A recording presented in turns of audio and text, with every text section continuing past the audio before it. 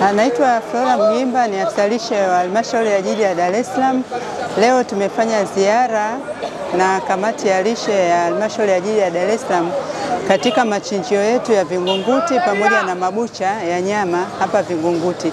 Lengo la ziara hili lilikuwa ni kuangalia uzalishaji wa mazao ya wanyama, ikiwa ni sehemu ya kuhakikisha uhakika wa upatikanaji wa chakula katika jiji letu la Dar es Salaam, lakini pia kufahamu ni jinsi gani uzalishaji unafanyika katika machinjio ya nyama mpaka unamfikia mlaji, na ndio maana tumefika pia kwenye mabucha ambapo nyama inauzwa. Kamati imetembelea na imepitishwa katika maeneo mbalimbali ya uzalishaji, kuanzia uchinjaji mpaka mwisho wa upatikanaji wa nyama halisi, na imeelezewa mchakato mzima unavyofanyika na mpaka ile nyama inamfikia kwa mlaji.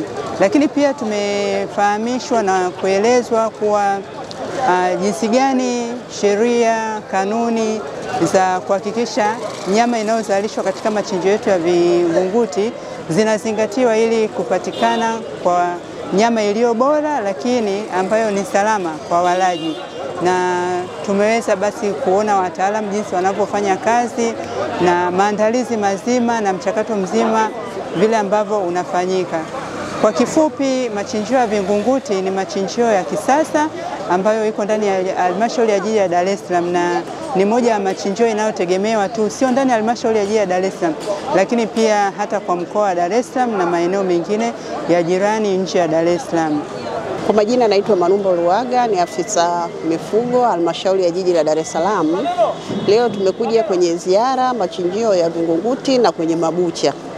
Hususan tulikuwa tunafuatilia mnyororo wa thamani wa nyama, kwa maana ili kuwapatia wakazi wa Dar es Salaam nyama safi na salama, tunawashauri wakazi wa Dar es Salaam wale nyama ambayo inatoka machinjioni na inapita kwenye mabucha ambapo itakuwa imekaguliwa na wataalamu, ili kuweza kuepuka magonjwa ambayo yanaweza kusababishwa kutoka kwa wanyama kuja kwa binadamu ambayo ni zoonotic disease. Cha msingi tunataka wakazi wote wa Dar es Salaam wapate lishe bora na wapambane na magonjwa ambukizi ambayo yanaweza kusababishwa kutoka kwa mnyama kuja kwa binadamu.